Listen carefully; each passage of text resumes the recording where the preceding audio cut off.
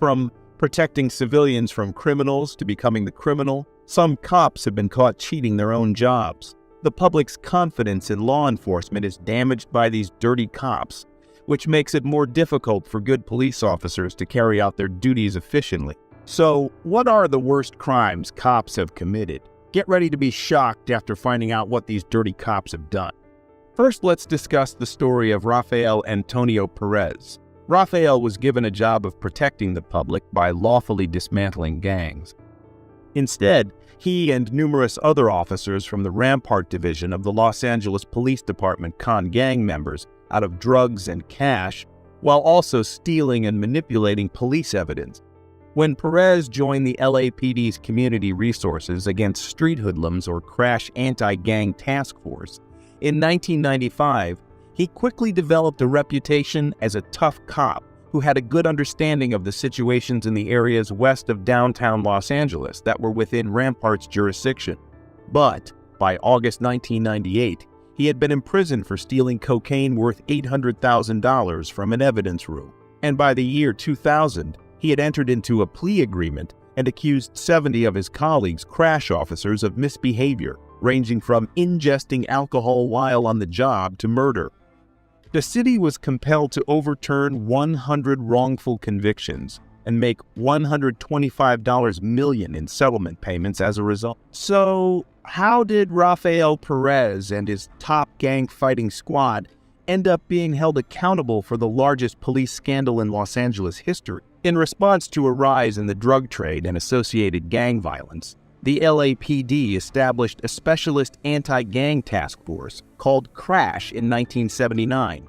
The Rampart CRASH unit would represent the ideology of specialized police units that function almost independently. However, CRASH represented one front in a brutal conflict for police like Rafael Perez, who joined the task team in 1995. His reputation as a street-smart, tough cop eventually led to his transfer to Rampart Division's undercover drug team. Perez was given the duty of taking down the gangs, and both his demeanor and his ability to speak Spanish well complemented this role. Like many other young police officers, Perez experienced an adrenaline high when purchasing drugs from street vendors and reveled in his position of control. Perez thought he had discovered his niche and disregarded advice from a colleague that he loved working with drugs too much. He got involved in a lot of corrupt acts in the late 1990s, such as stealing cocaine from evidence lockers and profitably selling it. Additionally, he drugged suspects and lied in court to get them convicted. After Perez was caught stealing cocaine from the LAPD's evidence room in 1998, his activities were discovered. After being detained and accused of stealing drugs, he started working with the authorities right away in exchange for a lighter sentence. Due to Perez's assistance, a much wider LAPD police corruption scandal was uncovered. He disclosed that other crash unit officers had also engaged in criminal activity, such as fabricating evidence, robbing suspects of cash and drugs, and planting evidence. Intense pressure was placed on the LAPD as more police personnel were linked to the scam as the inquiry went on. The controversy prompted considerable adjustments to the department's rules and procedures, including the creation of new oversight structures to guarantee increased accountability and openness. It was one of the biggest police corruption scandals in American history and was dubbed the Rampart Scandal. Perez received a 5-year prison term for his involvement in the corruption case. He was nevertheless only imprisoned for 2 years before being freed and put in the witness protection program out of fear for his safety. Do you think Perez should have been let go after just 2 years? Let us know your thoughts in the comments. Next, let's check out the criminal duo who were dubbed the Mafia Cops. Agents from the DEA and FBI conducted a raid on an Italian eatery off the Las Vegas Strip in 2005 on the basis of drug deal evidence acquired by a wired-up witness. They detained 2 middle-aged men.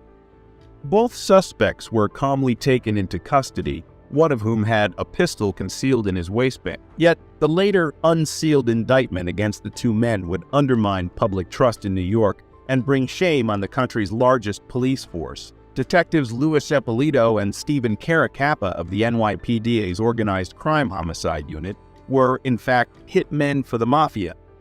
In 1994, the first informant who could characterize two corrupt NYPD detectives working for the mafia came forward. Prison Lucchese underboss Anthony Gaspipe Casso claimed responsibility for hiring their services.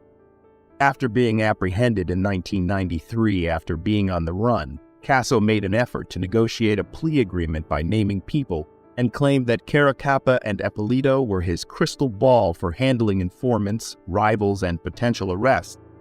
One witness, Kaplan, testified to the most horrific instances of the mob cops crossing the line, setting up Eppolito and Caracappa to personally murder or give over for the Lucchese family's murder targets through phony arrests and traffic stop. The two detectives received a monthly salary of $4,000 for giving Casso information about law enforcement. They were paid extra for killing jobs, including $70,000 for a hit on Gambino crime family leader Eddie Lino, who was thought to have been responsible for a botched assassination attempt on Casso. In April 2006, a Brooklyn federal court jury determined that the duo was accountable for 8 homicides, kidnappings, and other crimes. Eppolito was found guilty on 1 count of ERIC, conspiracy money laundering, drug distribution, and drug conspiracy.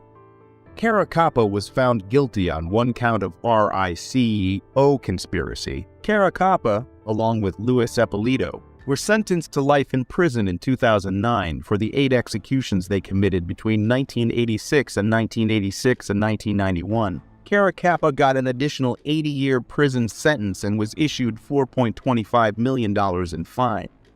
The next case will shock you more. It's about the most crooked cop in NYPD history. Officer Michael Dowd testified with striking candor before a panel looking into corruption in the New York Police Department in late September 1993. In his testimony to the Mullen Commission, Mr. Dowd described his decade-long transformation from an honorable rookie in the violent 75th Precinct in East New York, Brooklyn, to what one federal agent termed a once-in-a-generation corrupt cop. When crack cocaine first hit the streets in 1982, Michael Dowd joined the New York Police Department. He was in charge of East New York's 75th Precinct, which had the second highest murder rate in the city, with more than 100 homicides annually. But Mike Dowd soon realized how lucrative the drug trade was in comparison to his $600 weekly paycheck. He first only took money from crime scenes. Yet, when his behavior was left unchecked, he started robbing drug dealers and doing his own drug peddling. By 1986, he had begun working for cocaine trafficker Adam Diaz, who earned $1 million weekly. Dowd was paid generously by Diaz to inform him of impending raids and transport his drugs throughout the city. Diaz wanted an insider to alert him to potential threats since he used East New York supermarkets as fronts for his profitable cocaine activities. He paid Dowd $24,000 and $8,000 weekly pay to buy him out. So, whose story do you think was the most notorious? Let us know in the comments and don't forget to like and subscribe.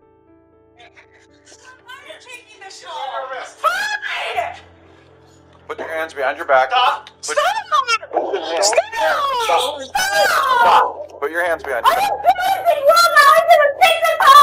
Okay, well, The video shows body cam footage from a confrontation with police in Brookings, Oregon. Jennifer Gaymon, a disabled lady, was detained by police for riding her mobility scooter on the sidewalk without a helmet. Jennifer, however, was well within her rights to use the sidewalk for her scooter because she is a disabled citizen. The cops, alas, had a different take on the situation. Okay, well, I'm trying to get my camera on real quick. Okay, so let you know, conversation being recorded. Are you able to turn that music down a little bit just so we can talk better? Okay. I just want to go home. It's freezing. It is Yo, cold. why are you stopping me then? I've been Okay, riding this thing for over 2 years I'm now. gonna explain it to you in a second. We're stopping you because you're on a sidewalk with it. Yeah, you rode because through it a is. crosswalk. It's a legal thing on the sidewalk. Look it up. It's a mobile scooter. It's a fucking mobile scooter. Okay. it's an electronic scooter. Yeah, it's a mobile scooter.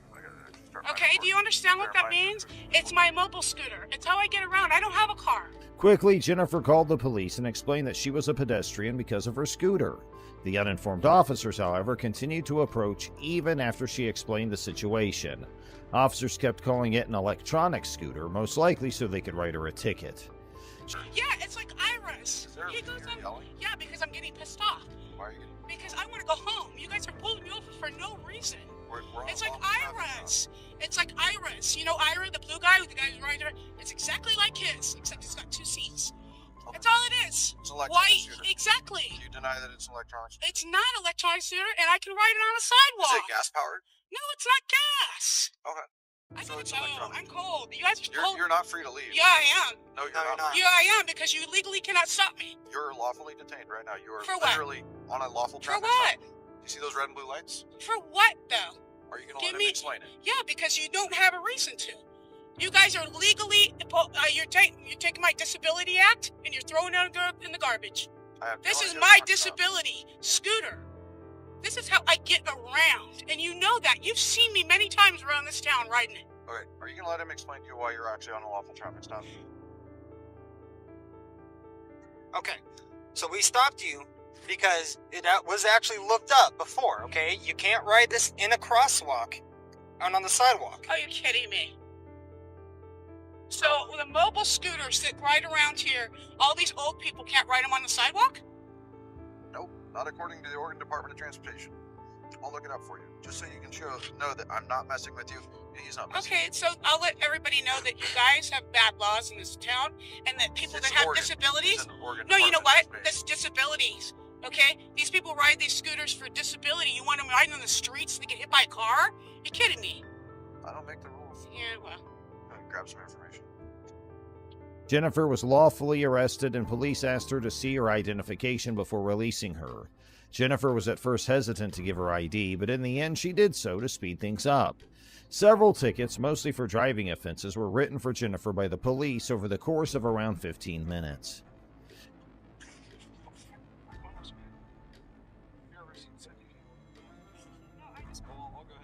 No, I know. I've had a citation. Thank you. You're not doing your job, though. You're not going to be protected because those people I'm trying to issue a citation right now, Okay, come on, hurry up. which is actually causing me to pay more attention to progressive searches. So I'm trying to reach a person on my hand. Jail. I understand that. 4 days to be blocked. Yeah, of course it did. The 6th of December. Yes. I'll double check just to make sure since it didn't bleed through. Jennifer was followed by the police all the way to her house, where they remained stationed the entire time. Jennifer was forcefully arrested after police arrived at her garage and filed charges of disorderly behavior and eluding arrest.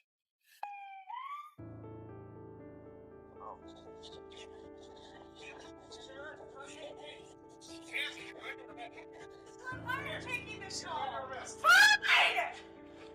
Put your hands behind your back. Stop! Stop! Put your hands behind I your back. didn't do anything wrong. I was gonna take this home. Okay, well, we disagree on that. You're under arrest. You're happy, huh, that I'm getting arrested, aren't you? He wasn't even there.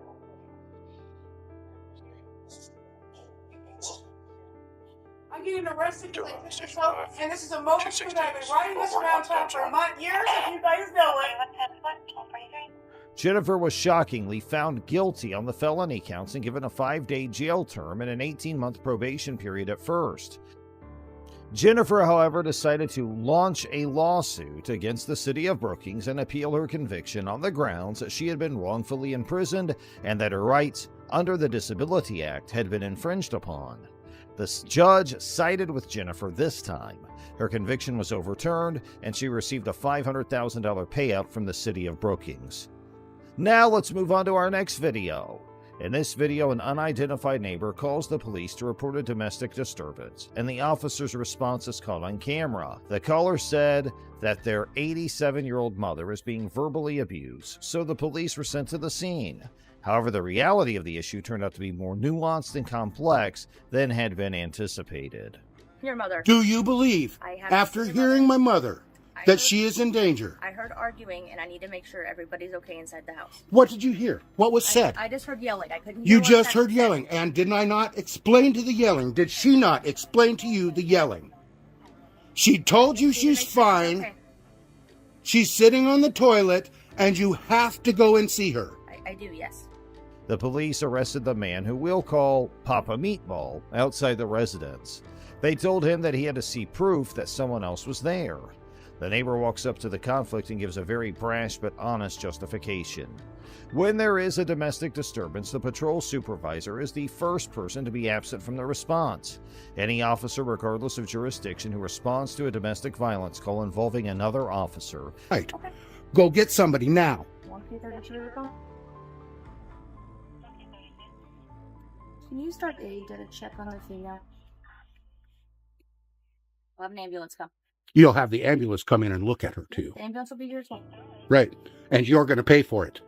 Okay. That's not necessarily what's going to happen. Well, I'm not paying for nothing. My mom's not paying for nothing because you are forcing this upon us. This intrusion is so fucking unnecessary. You have no idea how hard it is to take care of old people. I'm sure it's extremely difficult. But I just have a responsibility to make sure everybody's okay, and that's why I'm here. You don't have the responsibility. A medical person has the I have to responsibility. ensure that there's nothing. Is required by the model policy on police officer domestic abuse to immediately request the presence of a supervisor from the responding agency. The policy stresses the difficulty that the responding officer faces if left to respond alone or with police of the same or lower rank as a suspect officer. This problem is easily solved by the arrival of a superior commander. Both cops involved in this event were patrol officers and not supervisors. I'm a caretaker. My mom is 87 years old and she's deaf. And I have to yell at her when she's in the shower to get her to hear my instructions. So the neighbors called the police on me because they think I'm screaming and damaging my mom. And they won't take my word for it. I opened the door. They asked my mom if she's fine. She said, yes, I'm freezing because I'm naked on the toilet. Yet they won't take her word for it either. And I'm not about to let a cop in my house to see my naked mother. Do you understand what's going on here now? Have I explained myself? At the same time, they asked if they might come in and see how Mom was doing, but Papa Meatball said no. If permission is granted, the police can enter and search the property in question as part of the standard routine for police responses. Police must independently verify the presence of bruises and other signs of physical altercation in order to establish probable cause. As the supervisor is being briefed on the issue, he learns that his 59-year-old paraplegic brother also lives at the residence. It's now obvious that shouting alone isn't enough to warrant an arrest. As a result, the police have no grounds to interfere or resort to physical force. Medical personnel arrive shortly after, and the supervisor lets them in to check on her mother. He briefs them before the examination so that they may better understand what they're looking at. Rollo! I only need one of you. Rollo, in the house. Yeah. Papa Meatball's tone of seriousness and irony in evaluating the cops is hard to argue with because he seemed to be correct. We believe the police should have let the caretaker dress his 87-year-old mother before taking her away from him. There have been no developments or court proceedings reported since this video was made. However, the police could be held liable for obstructing the caretaker's ability to do his job if medical personnel uncover any symptoms of cold or flu caused by the mother's exposure to the cold while confined in the toilet. Now let's move to our final clip. Okay. Give me some space, dude. Go ahead and turn. Give me some space, Put your hands dude. behind your back. No, give me some. Ow! Oh my... YouTuber and First Amendment auditor Joshua Roberts set out to investigate the public spaces near Dove Technologies in Florence on September 9, 2022. Two workers contacted him after discovering his recording of their workplace and voicing their displeasure. An employee took an aggressive tack, reaching for his camera and trying to take it from him. Roberts explained to them that he was acting within the law and threatened to use a taser on them if they persisted in their assault. After hearing his warning, the two workers retreated. Then one of them called for a co-worker whom she apparently refers to as her spouse, although we have no more details about this person at this time. The Florence County Sheriff's Office responded to the scene, thus he may have been connected to them. Who are you? You don't have my signed authorization to have my face on that camera. Turn it off. Can I have your signed authorization? This guy's coming up aggressive, everyone. Can I help you? No, can you help us? Yo, get away from me, buddy. No, dude. Who are you? Get away from me, dude. Why are you here? Back the... Why are you here? I suggest you leave me alone. You're on private property. I suggest you do something about that then and get back inside. Ooh. Really? Yeah, really. You like going around people like this? You know think what? That's fun? Don't touch my buddy. One of the workers complained to management that Roberts was trespassing on company property. Roberts refuted the claim by saying he was actually on an easement. An easement is a restricted, non-possessory right of use over another person's land under South Carolina law. Neither the grantor nor the grantee may alter the location, size, or scope of the gift without the other party's consent after it's been made. A South Carolina power pole crosses the property, establishing an easement as seen in the video. Since the electric pole is considered public property, Roberts is within his rights to be near it. Since a utility easement does not instantly change into public property, the workers were also within their rights to claim the land as their own private property. The workers then called the police, who responded quickly to the building. When asked what happened, Roberts said he was assaulted and gave his version of the events.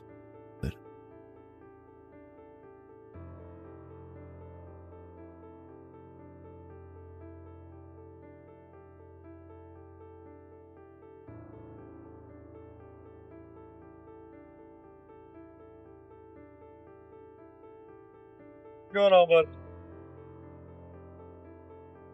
Come in, man. Oh, nothing. Just getting assaulted out here. That's about it. Get assaulted. Yeah, by one of their workers. What happened? I was just out here taking some pictures, and one of the guys came out here saying he didn't want to be filmed, and he ran up to me, started circling me, grabbed my camera, started pushing up on me. A third-degree assault and battery is defined in Section 16-3600, subsection E1 of the South Carolina Code of Laws as any unlawful effort to injure another person with the current ability to do so. Willfully and deliberately destroying any type or class of personal property or another person's goods and channels is also prohibited by Section 16-11-510.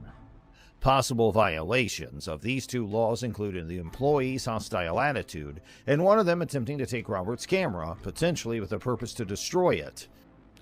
At some point, one of the officers started talking to the workers while the other kept talking to Roberts. It's important to point out that Roberts acted in a provocative manner the entire time they spoke. The presence of First Amendment auditors and their predisposition to be provocative has long been acknowledged by the Municipal Association of South Carolina. Therefore, authorities and officers inside the state have been given instructions on how to deal with contacts with them. The first three cops tried to handle the situation professionally, despite Roberts' provocative behavior. When Sergeant Paul Morrison joined the others, though, things began to change. Morrison claimed that he routinely kept this close proximity when interrogating a suspect, and he did so while talking to Roberts. Morrison tackled Roberts to the ground and tried to damage his camera by stomping on it without giving him any advance warning that he might be arrested. Roberts revealed video from the body camera purportedly showing Sergeant Morrison attempting to erase footage. Frustrated, Roberts said, "That's why I was trying to show him when he was all throwing me on the ground, and I'm like, at least turn off the camera." Sergeant Morrison may have attempted to alter or destroy proof of his wrongdoing. Roberts was successful in retrieving all of his videos. As a result, an internal affairs investigation was launched when he lodged a written complaint against the officer. Sergeant Morrison was forced to resign as a result of the investigation. In a statement released after the event, Sheriff T.J. Joy Lehner said that Sergeant Morrison had broken several policies. The Florence County Sheriff's Office has decided to let Sergeant Morrison go as a result. The First Amendment rights of residents and tourists of Florence County were underlined by Sheriff Lehner. The 12th Century Solicitor's Office is now in charge of the case.